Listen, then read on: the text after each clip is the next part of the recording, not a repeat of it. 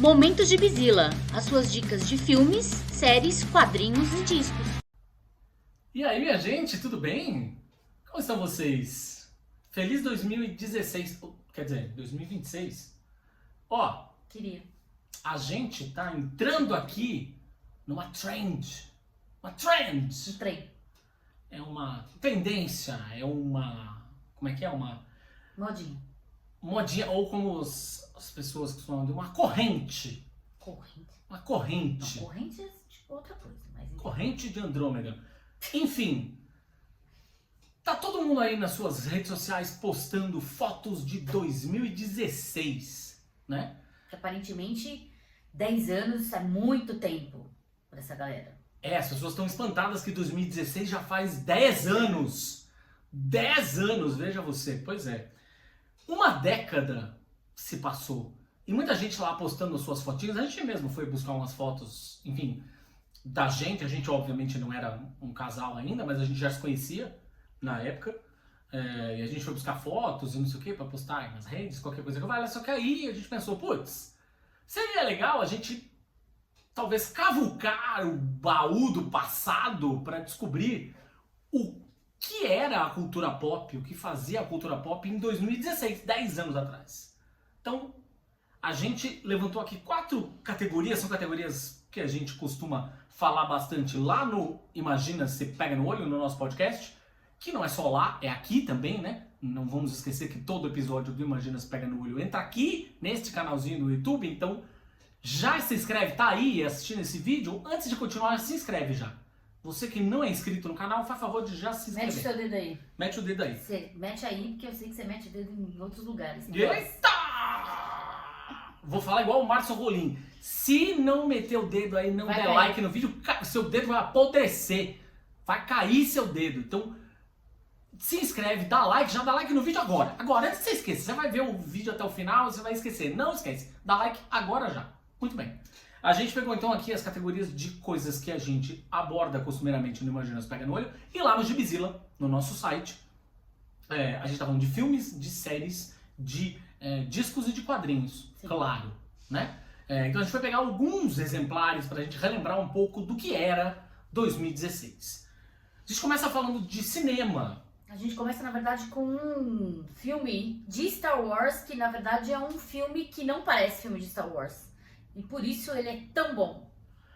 Rogue One foi lançado em 2016, você vê só? Rogue One, pra mim, imediatamente foi catapultado a medalha de prata dos melhores filmes de Star Wars. Sem sombra de dúvida. Continua incrível, imbatível, e foi inclusive o responsável por Andor, a série maravilhosa, né? maravilhosa. Continuação de Rogue One, na verdade, né? É um prólogo, né? É um prólogo. E eu lembro maravilhosamente do teaser com a atriz, esqueci o nome dela, como que ela chama? Ela é incrível. Que ela virava e falava I Rebel. Ele era maravilhoso. Felicity. Felicity Jones. É isso. Simplesmente sensacional. Sim, é o filme pra você assistir se você quer uma história de Star Wars que, não gira em torno dos Skywalker. Não gira em torno nem dos Jedi, na verdade. Exato, né? Não tem Jedi, tem nada disso, é maravilhoso. É um Embora, filme sobre os rebeldes, na verdade, a tentativa... Embora uma das melhores cenas do Darth Vader nos cinemas seja em Rogue One, que é aquela maravilhosa cena do corredor. Aquela cena é Darth Vader puro, purinho, puríssimo, por mais que o filme não gire em torno dele. Ainda assim, absoluto cinema. Precisava passar a ameaça que ele era. Sim, sem dúvida. 2016 também foi o ano em que a gente acompanhou o ápice da cagada que foi a DC no universo cinematográfico que era assinado pelo menino Zack Snyder. Acompanha comigo. Foi o ano do Esquadrão Suicida do David Ayer, que é aquele esquadrão, não é o Esquadrão Suicida do James Gunn, o outro, o anterior, que é a merda de filme. E foi o ano de nada mais, nada menos do que Batman vs Superman. Pois é. Ai, nossa, a gente assistiu um negócio de 3 horas, né? Não, Batman vs Superman tem quase isso. É. E eu 3 depois, horas. meses depois, ainda cometi... O corte do diretor, né? Ainda fui assistir a versão do diretor. Que muita gente falou, fica melhor. Não. Fica melhor porra nenhuma, continua horrível. Meu, se tudo o diretor horrível. continua o Zack Snyder, então não tem como Continua ficar horrível, melhor. tudo horrível. Tudo horrível. A gente... Tá aqui já nos planos de talvez escrever alguma coisa especificamente sobre essa uma década de Batman vs Superman, mas é uma lembrança absolutamente amarga. E é engraçado porque eu me lembro claramente que quando eu fui na exibição para a imprensa do Esquadrão Suicida, eu odeio Batman vs Superman, tá? Odeio, acho o filme horrível, Também, horrível, sim. horrível, horrível. E fui no cinema ver 3 vezes, tá? Eu fui na exibição pra imprensa, levei um filho, e depois o outro filho que não estava comigo naquele outro final de semana quis assistir, eu levei o outro filho. Enfim. Mas o ponto é que... O que a gente não faz pelos filhos. O que a gente não faz pelos filhos. Mas eu lembro que eu fui assistir a cabine de imprensa, né, que é como se chama a exibição pra imprensa, né, do Esquadrão Suicida, e eu cheguei atrasado, não perdi nada do filme, infelizmente, mas... Cheguei atrasado, sentei um pouquinho mais distante dos amiguinhos. Aí no final, quando o filme acabou, aí o Borbs, nosso editor lá do Judão, veio falar comigo e falou: e aí, o que você achou do filme? Falei, cara, eu acho ainda pior do que o Batman vs Superman. E esta opinião eu mantenho. Eu acho ainda que é um filme dois pior. Ruins, mas assim, o que eles fizeram com a Arlequina Exatamente. naquele filme me Exatamente. revoltou de um tanto. Eu não tinha achado ele nem tão ruim, péssimo, como eu acho hoje, até eu ver a parte da Arlequina. Quando eles começaram com aquela parte da Arlequina horrorosa e do Coringa, Isso é horrível, Aí- tudo ruim. Jared Leto, né? aí foi por água abaixo. Eu falei, eu fiquei, assim, eu saí do cinema transtornada. Jared Leto. Eu tava, imagina, a gente tava no auge do Minas Nerds. Nossa, a gente descascou o filme, a gente saiu todo mundo fumegando do cinema, as minas todas revoltadas, absurdo, e a gente escreveu pra caralho, fez live, fez podcast, fez um monte de coisa, meio que escrachando o Esquadrão Suicida. Ruim demais. Muito ruim. Assim como também é muito ruim uma animação. As pessoas falam, as animações, longa-metragem da DC. A Gabi vai contar um caos. As animações longa-metragem da DC são legais pra caralho, não Sim, sei o na quê. verdade a DC tem uma tradição muito legal do que ela não é boa no live action, ela costuma ser muito boa nas animações, Porém, né? Porém, essa animação, estamos falando de animação de A Piada Mortal, um clássico dos quadrinhos, que, é claro, instigou todo mundo por ser realmente a adaptação do clássico que é. Todo mundo falou, caraca, vamos ver, né? Puta filme, Piada Mortal, vai ser Sem dúvida. uma puta animação, a DC é boa de animação. Meus amigos. ruim demais. Muito ruim. Pra vocês terem noção, eu só vou dar. Pra quem não viu, tem o desprazer de ver. Fica aí, tem 10 anos essa jossa aí, veja. Mas pra quem não viu, eles sugerem o romance entre a Bárbara Gordon e o Batman. Sendo que o Batman viu a Bárbara Gordon nascer. Assim. Ela tem uma relação com ele que é uma relação meio paternal, meio- assim. na- Esquisito pra caralho, né? esquisita. E aí. Eles tiveram que fazer isso, só pra você entender, o gibi é bem curto, é bem curtinho. Ou seja, não daria um filme de 1h30, 1h45. O que eles fizeram? Eles inventaram, enxertaram todo um começo, um plot no começo, que simplesmente não existe nos quadrinhos. Que não seria um problema, se fosse bom, mas é uma merda. Então, Uma bosta. porém, E pra piorar a minha experiência, estava lá na cabine dessa merda, sentou do meu lado quem? Danilo Gentili. E aí todos os colegas jornalistas, inclusive o Thiago, começaram a tirar sarro de mim depois, né? Falando, a Gabi assistiu na melhor companhia. Puta que pariu. Cara, foi duplamente traumatizante. eu nem lembro se eu vi a opinião dele em algum momento, mas ele deve ter achado incrível. Enfim, nesse mesmo ano, 2016, nós tivemos também a estreia de Capitão América Guerra Civil, que é o terceiro filme do Capitão América, Que na verdade é um semi-filme dos Vingadores, né? É filme do Capitão América, mas é quase um filme dos Vingadores. Não tem um protagonismo como teve o Soldado Invernal, por exemplo. No Soldado Invernal... Não, e é um semi-filme dos Vingadores pela quantidade de personagens que aparecem, na verdade, né? É isso que eu tô falando. No Soldado Invernal, eles têm uma ação mais voltada pra eles dois, né? Sim. A coisa fica só no Capitão e no assim, Bucky, o filme, eu não acho ruim. Também não acho ruim, mas também não acho muito bom. Eu acho o filme divertido, aquela história toda. Mas, obviamente, ele fica sendo lembrado como o filme que serviu como a introdução do Homem-Aranha, do Tom Holland, Sim, ele no aparece. MCU. Então, esse filme acaba tendo esse Inclusive, lado ele histórico. pega Né? o escudo, tem toda essa questão. Isso, exatamente. Essa bonitinho, cena, aliás, bonitinha. dele pegando o escudo, nossa, Mas aí reverberou fica pra cacete. aquele Homem-Aranha que é na verdade, o apadrinhado do Stark, né? É o Homem-Aranha que é apadrinhado do Stark. Vamos ver como as coisas vão se desenrolar a partir de agora. Enfim, foi também o ano de X-Men Apocalipse. Nossa. Os X-Men ali naquele momento ainda da Fox.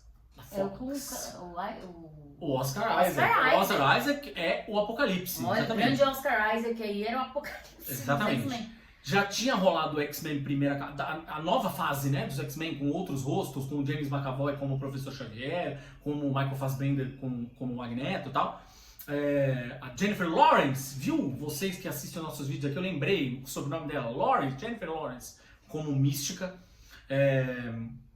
Mas a gente estava acostumado com um maravilhoso X-Men em primeira classe, maravilhoso, com o ok Dias de um Futuro Esquecido. Não é um filme ruim, mas é legal por juntar as duas gerações, né? Tem o Ian McKellen e o Patrick Stewart também ali, beleza? Mas aí vem esse Apocalipse.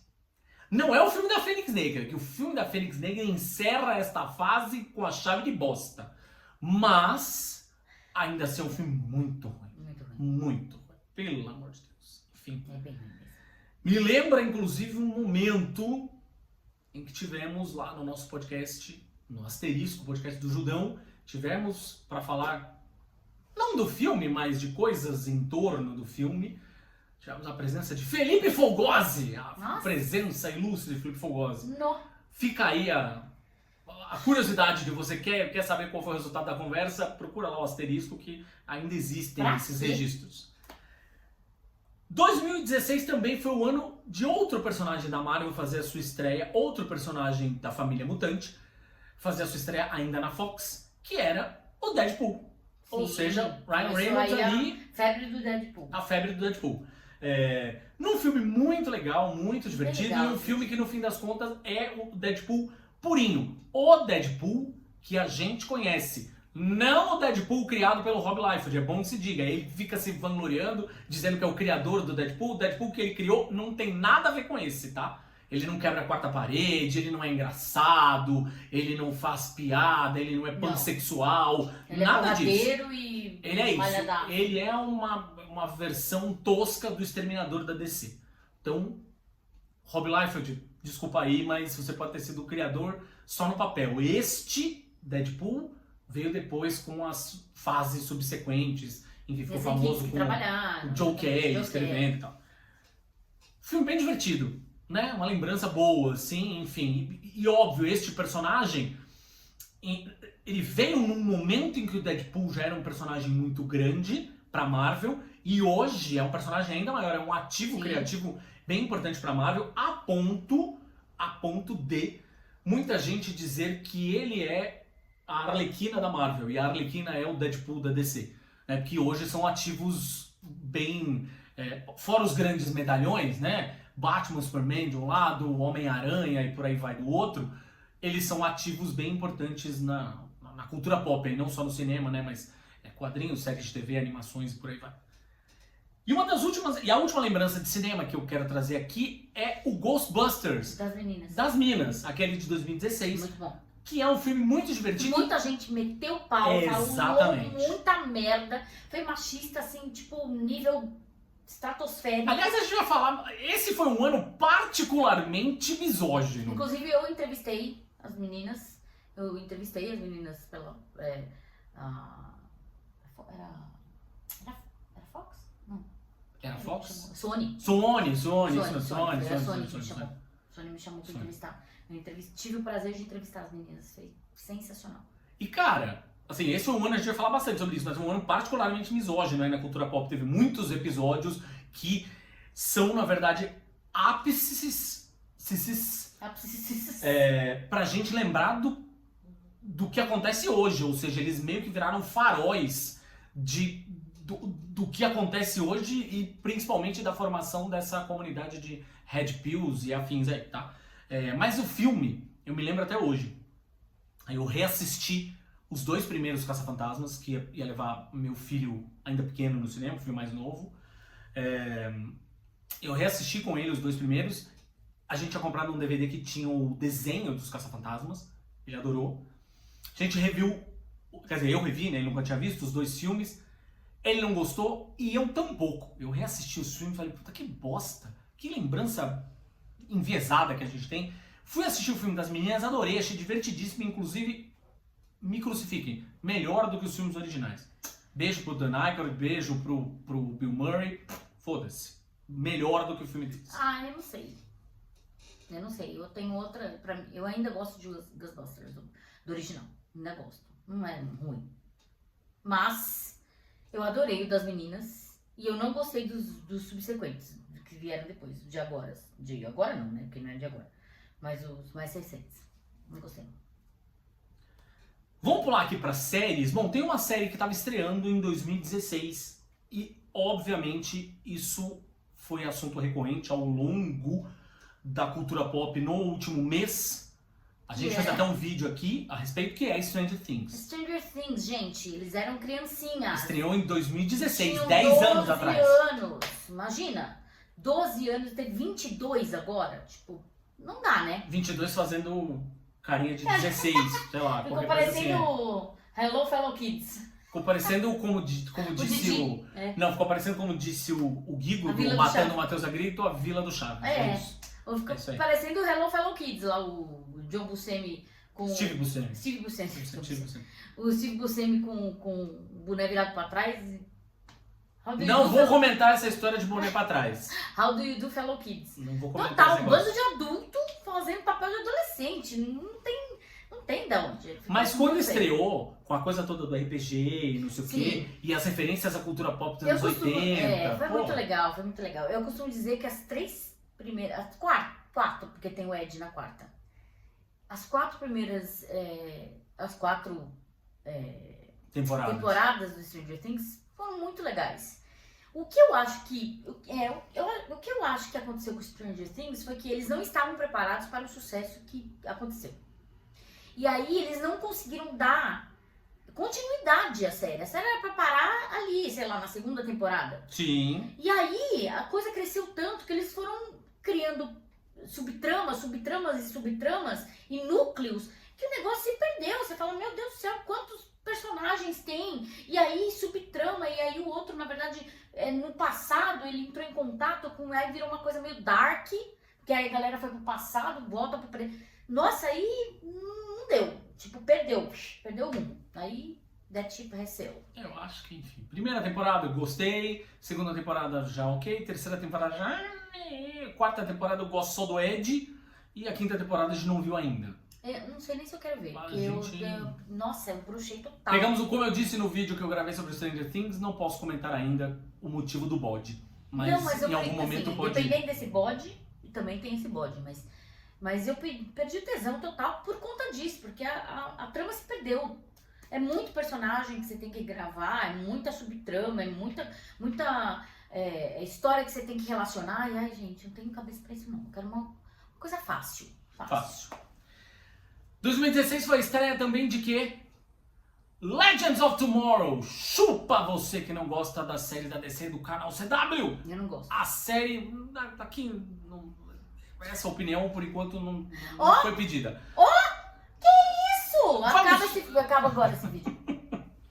Legends of Tomorrow! Essa série é maravilhosa. Incrível, se você não assiste, deveria. Porque a série é muito boa. Você pode ter todas as questões com Arrow, com Flash, Com a Supergirl eu acho meio bobagem, porque a série é bem gostosa, bem divertida mesmo. Mas enfim, Arrow a gente sabe que teve muitos altos e baixos, Nossa. mais baixos do que altos. Nossa. Flash, então, teve muito mais baixos do que altos. Mas Legends of Tomorrow, você pode pular a primeira temporada. Não precisa assistir a primeira temporada. Mas a segunda em diante, o negócio degringola, vira de um jeito Então, a que questão é a Liga essa. da Justiça Internacional. É isso. Então, mas se você gosta de galhofa, se você gosta de bagunça, Bagunça. aí é legal, entendeu? É por isso que o Thiago gosta. Eu não gosto de nada da CW. Eu acho tudo da CW um novelão, um horroroso. Tipo, as pessoas... Mas novela é bom. Você É legal. chegou aqui... Não, mas você me chamou... Que susto. É um negócio assim, tipo... Adoro Péssimo, novela. péssimo, péssimo. Days of Our Lives. praticamente. Novelão com super-herói é maravilhoso. Então, Novelão. todas as produções da CW pra mim são horrorosas. São muito mal feitas, horríveis. Entendeu? Então, tipo, eu assisti Arrow porque eu amo o personagem. É um dos meus personagens preferidos da DC, depois do Batman. E mesmo assim me arrependi amargamente. Assim, tipo, chegou na terceira temporada, eu já tava... Caralho! Chorando sangue. Não dá. A Aí, quarta temporada é boa, hein? De Arrow. nem É assisti. maravilhosa. Enfim, teve uma outra estreia também, que é uma coisa que as pessoas falam até hoje. A gente falou de quebrar a quarta parede, as pessoas falam até hoje, que é Fleabag. Estreou em 2016 também. eu tenho opiniões sobre Fleabag. Esse, na verdade, eu posso opinar muito pouco, porque se eu vi, sei lá, 2 episódios, é Assim, muito. foi uma febre, assim, as mulheres simplesmente piraram com Fleabag. É legal, até a página 2, eu acho que ainda bate muito na questão da mulher com transtorno mental, né, tipo, então, eu sei que ela tá passando por um luto, essa é a história da série, né, toda a questão de ela tá passando por um luto, mas eu acho assim, fico meio cansada de ver mulheres sendo retratadas assim, sempre fragilizadas e com questões de transtorno mental e passando por esses problemas. E essa questão da quarta parede, gente, eu sou mais velha que isso, né? Tipo, antes de Fleabag, tinha uma série chamada Ally McBeal, procura, bem antiga, dos anos 90. Inclusive com a Calista Flockhart, que é a atual esposa do Harrison Ford. Ela era a estrela de Ally McBeal. Que era uma série dessas de tribunal, né, de advogados e todas essas questões. E ela quebrava a quarta parede o tempo inteiro. Não é ele, mas que tem Inclusive- a participação do Bon Jovi? Tem uma participação do Bon Jovi. Inclusive, a mulher Hulk meio que bebe dessa fonte de Ally McBeal, porque a mulher Hulk também é uma... Acho que é o contrário. Porque, no fim das contas, o gibi da mulher Hulk é mais velho. Não, Que é mais McBeal. velho. Não, é claro. Do Bernie, claro que é. Sim. Sim, mas tô falando da série. Sim. Claro, porque é mundo de sim, sim. Mas tem toda essa coisa mas tem toda essa coisa dela ser advogada e tudo, então tem umas gags que são parecidas Sim. com Ally McBeal, que fazem referências a Ally McBeal, mas a galera é muito novinha, nem sequer sabe dessa série. Mas isso também me deixou meio com ranço de Fleabag, tipo, todo mundo falando, ai, nossa, ela olha pra câmera e parece que ela tá falando com você, quebra a quarta parede. Eu falei, gente, Como chama a moça mesmo? Phoebe Waller-Bridge, não é isso? Waller-Bridge. É ela que... Ela é ótima. Ela, como roteirista é boa, ela é a roteirista e showrunner da série do Tomb Raider agora, inclusive, né? Que vai ter Ela com é a ótima, Sophie ela é Turner. muito foda. Eu gosto É muito da Phoebe. E o coisa virou o crush de o padre lá, o padre gato. Como O é que é o... Andrew. Eu sempre erro, porque eu sempre falo Andrew Lincoln é o cara do Walking Dead. Como que ele chama? Enfim. É o Ai, Andrew procura alguma aí. coisa. A gente O lembra. Andrew, ele era o Moriarty ele foi o Moriarty do Sherlock Holmes, né, que é o Benedict Cumberbatch, que foi onde eu me apaixonei pelo Benedict Cumberbatch, foi com Sherlock. E ele era o melhor Moriarty que eu já sequer sonhei alguma vez na minha vida. E ele é muito bom ator, muito Ele é bom bom, mesmo, muito bom bom, mesmo. muito bom. Tudo que ele faz é muito foda, muito foda. Por falar Inclusive em... ele fez esse último de Facas e Segredos, Entre Facas e Segredos aí, tipo, ele tá também. Por falar nisso, falar em ícones ingleses, tava falando aí de Sherlock, não sei o que lá. 2016 foi a estreia de The Crown também. Ah, é. Né? Tivemos Que a teve a primeira Felicity temporada. Porque teve a Felicity Jones, não? Já não lembro. The Crown eu fui assistir só junto com você. Eu não vi as primeiras temporadas, eu fui ver só depois. Se ela quarta, qualquer coisa assim foi que eu vi com você? Não, a gente viu tudo, eu vi tudo. Não, você viu, eu não. Eu fui ver só depois que a gente já tinha casado, eu fui assistir com você as temporadas, que aí já eram as mais recentes, já tinham o relacionamento dela com o Príncipe Charles, enfim. Eu acabei não vendo antes disso. Terceira ou quarta? Talvez. Eu adorei The Crown, adorava The Crown. Muito bons, nossa, os atores maravilhosos. Winston Churchill, puta, foi sensacional, foi muito bom, eu gostei bastante. Das primeiras temporadas, então, muito bom. A gente estava ali num momento em que o Netflix estava fazendo as séries da Marvel, ainda, vejam só, doce inocência, menino Kevin Feige falando, it's all connected, tá tudo conectado. Tava conectado porra nenhuma, tá conectado agora, né? Na verdade ele jogou um verde. Tá conectado porra nenhuma, mas foda-se, tá bom. Tá conectado agora e mesmo assim até a página 2. E em 2016 tivemos a estreia da série do Luke Cage, que é muito legal, muito legal. E, nossa, uma das melhores trilhas sonoras ever. Maravilhoso. Ever, uma das melhores trilhas sonoras que eu já vi em série, assim. Acho que equipara a outra série, que inclusive deve estar aí, que é uma série chamada Get Down. Get Down foi em 2016 também, verdade. Get Down foi em 2016. Que na verdade ele mostra o nascimento do hip hop no Bronx, né? De todos, da cultura hip hop no Bronx, né? Uma virada dos anos 70 para os 80, né? Meio dos anos 70 para os 80. E a trilha sonora de Get Down nossa, coisa finíssima. E a trilha sonora do Luke Cage bebe da mesma fonte. Assistam, que essa série é muito legal, inclusive. Só que agora essas séries todas estão no Disney Plus, né? Então assista, tá tudo lá, que enfim,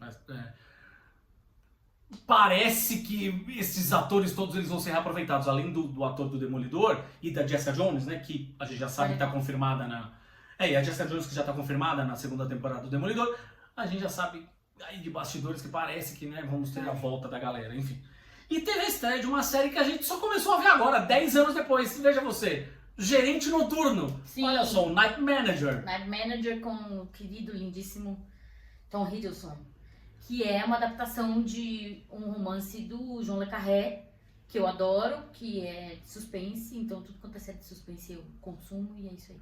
Essa série, inclusive, vejam só, a gente começou a assistir agora porque todo mundo tava falando da segunda temporada, que a segunda temporada só saiu agora. 10 anos depois saiu a segunda temporada, vejam vocês. Enfim. Então, mas eu na verdade, eu fiquei curiosa por essa série, eu me interessei por ela, primeiro porque Tom Hiddleston, segundo porque John le Carré, e porque eu vi o Dia do Chacal, que é maravilhosa, que também é baseada num romance de John le Carré. Aí eu falei, putz, então eu assisti. E o filme que nós vimos também, né? Também que é baseado no John le Carré, né? É o Espião que Sabia Demais. Isso. Com o Gary Oldman. Nossa, filmaço. Bom, pulando para os quadrinhos, a gente teve algumas publicações bem interessantes, a começar pelo Pantera Negra do Ta-Nehisi Coates, que a gente tem aqui completo em casa, tá até aqui, tá justamente aqui atrás nessa prateleira, a única prateleira que temos arrumada aqui na nossa biblioteca. A gente não mostra todo Pantera o resto, Negra tá tem aqui. livros empilhados. É maravilhoso, e afrofuturismo purinho, assim.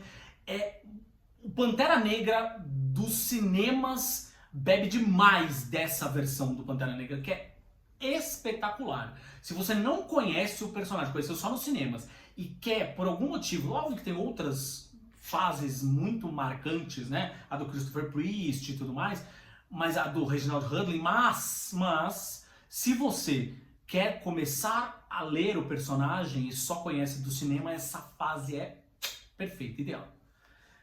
Tivemos talvez um dos momentos mais legais de Star Wars nos quadrinhos, de fato, que é a série da Dr. Aphra, que é uma personagem que só existe nos gibis por enquanto. Existe toda um afã dos fãs querendo que essa personagem vá parar numa série animada ou num filme, alguma coisa assim, mas que era escrito pelo Kieron Gillen, que é muito boa, e de novo, no mesmo esquema de Rogue One. É uma série que não tem Jedi, que não tem sabre de luz, que não tem... É Star Wars sob outro ponto de vista. É isso, ela é uma mecânica e é só isso que você precisa saber. A gente teve a fase do gibi da Arpia, escrito pela Chelsea Kane. Nossa, que deu toda aquela treta do Como eu disse, Feminist Agenda. Ask me about my feminist agenda. Era a camiseta que ela usava. A personagem da Arpia. A Arpia, caso você não se lembre, que foi namorada do Gavião Arqueiro nos quadrinhos e agente da SHIELD e tal. Sensacional.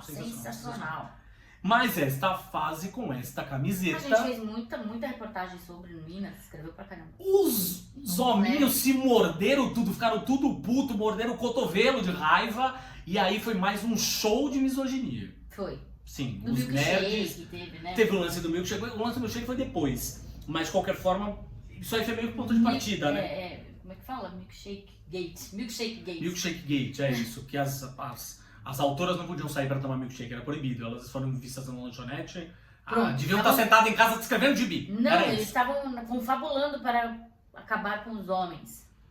Queria. Essa também foi uma fase de uma outra personagem feminina importante da Marvel, que era a Mulher-Aranha, na fase do Dennis Hopeless e do Javier Rodrigues, que é a fase que ela tá grávida. Sim. Ou seja, a gente vê a Mulher-Aranha com um baita de um barrigão, Foi uma das assim. primeiras, na verdade, fora a Sul, né? Foi uma das primeiras heroínas que a gente vê grávida nos quadrinhos. Assim. Mas mesmo a Sul, você lembra? No fim das contas, a Sul, ela tava grávida, mas ela tava... Ali, enquanto ela tava grávida, ela tava num papel bem coadjuvante, né? A Mulher-Aranha não, ela tá lá pulando dos prédios, de moto, com barrigão e tal. Essa história é bem... Essa fase, na verdade, inteira é muito divertida, assim. Merece atenção. Super quebra de paradigma, né? Tipo, a mulher tá grávida, ela não tá doente, tá? Ela não tá doente, ela não precisa ficar... A não ser, é claro, que haja uma recomendação médica, riscos pra gravidez. Mas fora isso, ela tá perfeita, tá em perfeitas condições e pode fazer o que ela quiser. Exatamente. A gente teve o lançamento de O Xerife da Babilônia, que é talvez um dos primeiros grandes trabalhos do Tom King escrevendo, com arte do Mitch Gerads, que é o parceirão dele, foi o cara que fez a minissérie do Senhor Milagre com ele. E é uma história... O Tom King, pra quem não sabe, é um ex-agente da CIA. E ele tem todo esse background, na verdade, né, de espionagem lá para escrever gibi. Então, ele escreveu uma série, o Xerife da Babilônia é uma história passada ali no Iraque, em 2003, pós-guerra, com os Estados Unidos controlando tudo. Acontece um crime, tem lá um militar que tá lá para treinar, né, esse governo de passagem, esse governo de transição, enfim, treinar os soldados iraquianos e tal. Mas acontece um crime e ele vira meio que investigador disso. Agora você imagina ele tendo que investigar um crime no Iraque. Um crime relativo ao exército numa situação tão tensa como era aquela. Ou seja, a população super ainda desconfiada, comemorando a queda do Saddam Hussein, porém desconfiada, com toda a razão do mundo. E que se mostrou depois muito correta essa desconfiança. Desconfiada dos Estados Unidos. Da intervenção americana lá, não sei o quê. O Xerife da Babilônia. A gente também tem aqui em casa, a Panini lançou um encadernadão com a série completa. É muito legal. E você colocou entre seus preferidos do gibi. Coloquei? Colocou. É sensacional. Tem o Black Hammer, que foi lançado naquele ano também. Baita. A gente também tem inteiro aqui, que foi o que abriu meus olhos pro Jeff Lemire. O Jeff Lemire é o roteirista, caso você não se lembre, é o roteirista do Sweet Tooth, que virou série do Netflix, aquela história toda. Ele é roteirista e desenhista, né? Mas na verdade, Sweet Tooth é só mais uma HQ dele, das incríveis. Sweet Tooth ele escreve e desenha. No caso do Black Hammer, não, ele só escreve. O Black Hammer é assim, saiu pela Dark Horse, aqui no Brasil. Confesso que eu não lembro, porque foi uma editora, não era a Panini. Não, é a menor. Mas é um gibi que, assim, se você gosta da Patrulha do Destino na fase do Grant Morrison, ou mesmo naquela fase Young Animal lá pra frente, escrita pelo Gerard Way, né, o cara do My Chemical Romance lá, do Umbrella Academy, você vai amar Black Hammer. Black Hammer é isso, é uma daquelas desconstruções dos super-heróis, uma família disfuncional, aquele história doido, maravilhoso. Muito bom. E por último, um quadrinho nacional, não podia deixar de falar, foi lançado em 2016, Black Silence, da Marika Gnin. Que deu toda aquele rebuceteio aí, tipo, foi plagiado, não foi plagiado? Da série Dark, Da né? Dark, exatamente, da Dark. Será que a Dark plagiou, não plagiou? E assim, tinha alguns enquadramentos da série que eram quadrinho total. Era da série Dark ou era Não, dos criadores do Dark? Era dos criadores do Dark. Era Oi. Ai, que série que era? Era uma série que, se eu não me engano, era dos criadores do Dark, na verdade. Puta, não tô lembrando. qual Enfim, que era uma série alemã que era dos criadores da Dark. Mas No final eles enfim, meio que abafaram o caso, Exato. tiraram até a série do ar. não teve mais. A série também não foi muito pra frente, É. no fim das contas. Bom, pra finalizar, a gente vai falar de discos e a gente tem que começar com esse aqui, né? Ou seja, 2016 Foi o ano da morte. não foi só o ano da morte do Bowie, mas foi o ano em que ele lançou o Black Star, Black Star. que é um disco espetacular. É o disco testamento do Bowie. Lindo, lindo, lindo. Que eu lindo, também, lindo, assim, lindo. a gente sentou o Matheus, mas eu também tô no mesmo barco que ele e eu não consigo escutar Black Star, porque eu associo muito a época da morte, né? Se eu começo a escutar, eu fico mal, eu choro, é um desespero. Então eu prefiro escutar muito, né, outras coisas do Bowie do que... o que é injusto, porque é um puta disco, é maravilhoso, Lazarus é maravilhoso. Mas a música é incrível, o clipe é incrível. E nossa, mas eu choro copiosamente. Então é muito difícil eu ouvir Black Star sem me lembrar da morte e de toda a angústia que eu senti. E aí eu associo, né? E quando você associa música a um certo recorte da sua vida, aí fudeu. É muito, pra você desvencilhar disso, é muito difícil. Quem nunca associou música a ex-namorado, a ex-mulher, é bem difícil. Você precisa depois se desintoxicar disso pra voltar a gostar da tal música ou qualquer coisa. Mas tem música que nos transportam diretamente para um lugar da nossa vida, e eu acho que Black Star faz isso comigo e eu decidi que eu não gosto de ouvir. Mas assim, não porque é ruim. Não, é porque maravilhoso. é triste. Nós estamos gravando isso na semana em que o Megadeth lança o que é prometidamente, né, o seu derradeiro disco de estúdio, o auto-intitulado, né, que a banda vai se aposentar, segundo promessa do Dave Mustaine. Mas 10 anos atrás, em 2016, eles lançavam o Dystopia, que era o primeiro disco com o Kiko Loureiro, o nosso brasileiríssimo, nosso tesouro da guitarra. Nosso tesouro. Nosso tesouro da Parece guitarra. eu ainda. O tesouro da guitarra. Tesouro. O disco é incrível, incrível, e a participação do Kiko é visível, assim, dá uma outra energia, uma outra força pro Megadeth, como muito o Megadeth não tinha. Pra mim é um dos melhores lançamentos do Megadeth em muito tempo, o disco é simplesmente sensacional. E o Kiko é lindo. Continua lindo, né? Sempre foi bonito e continua lindo, na verdade. A gente teve o lançamento, na verdade, de 3 discos de 3 divas pop incríveis. A gente teve o lançamento, eu nem vou falar muito dele, porque a gente teve o lançamento do disco da Rihanna em 2016, que depois daquilo ela não lançou nunca mais nada. Teve filhos só. Tá. Lançou filhos. Assim como a gente teve o lançamento do Glory, da Britney Spears também, que é um disco que Último. depois ela não lançou mais nada de inédita. Mas a gente teve também em 2016 o lançamento do Lemonade, da Beyoncé, que é um disco Que foi um manifesto marco, também, né? Enfim. Muita gente discute, obviamente, é um disco em que ela se posiciona pra caralho, foi um disco que é meio que uma resposta, né, à traição do Jay-Z e tal. Muita gente discute, porra, gata, você lançou o Lemonade e depois voltou pra aquele embuste, cacete. Eu sou uma das pessoas que questionam. Mas é isso. Enfim. E foi o ano também do lançamento do Joanne, da Lady Gaga. A fase... É uma sacanagem falar fase country, não é só porque ela tá com a porra do chapéu. Não, é que tem algumas músicas que remetem mesmo. Tipo, ela usa muito violão. Eu, sinceramente, não gosto dessa fase da Joanne. Desculpa, eu prefiro 1000 vezes a atual do Mayhem. Mayhem. 1000 vezes. Mas tem muita gente que é super apegada a essa fase do... É porque é uma galerinha que cresceu ouvindo, né? E que foi meio a fase também dela ali com o Nasce Uma Estrela, né? Com o Shallow e tal. Foi, Shallow, Na verdade, assim, eu gosto muito dos primeiros discos da Lady Gaga. O Fame. Fame, pra mim, é um dos melhores dela. Eu amo esse disco, sei de cor, salteado. Aí depois eu fui meio que... ok. Aí com o Mayhem eu falei, pô, voltou. A mãe voltou. A gente teve também o Hardwired to Self-Destruct, do Metallica, no mesmo ano que o Megadeth, vejam vocês.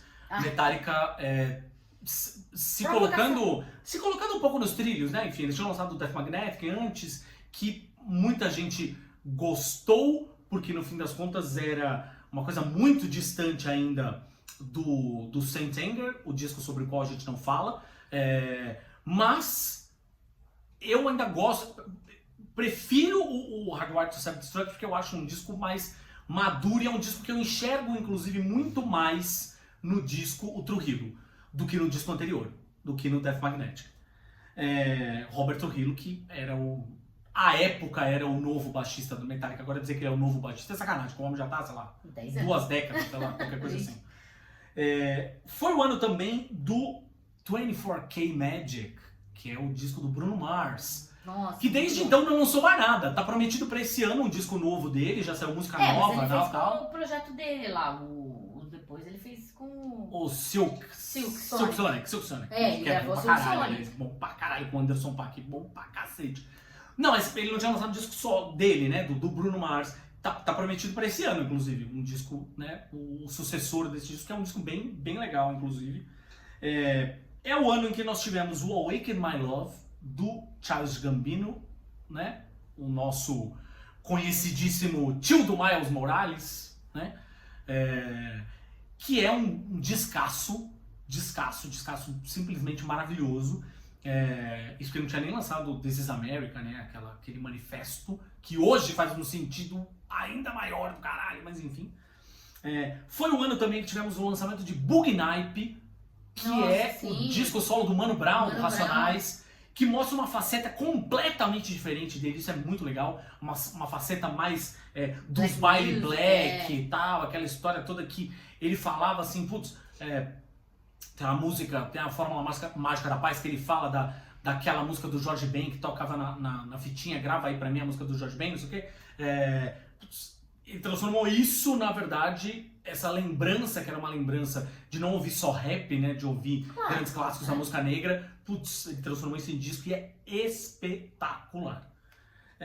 E por último, tem um disco que, se você não conhece, deveria conhecer. É um EP, ou seja, tem poucas músicas, chama The Party's Over. Esse disco é importantíssimo para você ouvir hoje, para você entender os Estados Unidos de hoje.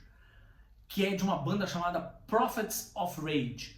O que é o Prophets of Rage? Você pega o Rage Against the Machine, você tira o Zac de la Rocha como vocalista e coloca no lugar o Chuck D do Public Enemy e você coloca o Be Real do Cypress Hill. Os dois como vocalistas. Treta. Fudidíssimo o disco, fudidíssimo, incrível, simplesmente sensacional. The Party's Over, se você não escutou esse álbum ainda, escute. Ou seja, o negócio tava azedando há 10 anos. Né? Há 10 anos estava azedando o negócio. Então, assim, foi a culminância agora, né? Gente, um pouquinho do que foi 2016 em filmes, séries, quadrinhos e discos, para vocês relembrarem 10 anos no passado, quanta coisa aconteceu 10 anos atrás, como a cultura pop se desenvolveu e evoluiu, em alguns casos até evoluiu, enfim. E você, o que você estava fazendo em 2016? Conta aí nos comentários, coloca alguma coisa que a gente não lembrou, mostra que você também, conta pra gente alguma coisa, tipo, não gostava de tal coisa, agora eu gosto, aprendi a gostar, ou então, desgostei, fez igual o Thiago, assistiu Ghostbusters e odiou, acontece, né? Então, coloca aí nos comentários, interage com a gente e também dá like. Sugestões do que você quer que a gente faça aqui. Dá like. Não gostou? Dá dislike, não tem problema. Ajuda com relação ao algoritmo, tá tudo certo. E se você não é inscrito, se inscreva e clica no sininho para receber as notificações dos vídeos que a gente grava como esses, ou então dos nossos podcasts no plural, o Imaginas Pega no Olho, que é mais generalista, o Imaginas Pega no Ouvido, que é o talk show musical, e os videozinhos mais curtinhos que a gente grava de vez em quando por aqui. Enfim, até a Gabi já gravou, olha só, né? Enfim, vamos fazer isso ficar mais frequente. Enfim! Sou cobrada, mas eu não gosto. 2026 tá aí. O que será que a gente vai lembrar em 2036? Será que a gente vai lembrar alguma coisa? Fica aí! Se a nossa memória não tiver voltado. Fica aí esse documento histórico. Se a gente não for, como é que fala? Engolido pelo IA. Pelo amor de Deus, não. Não diga que você é IA. Se você é IA, não quero seu like. Beijo!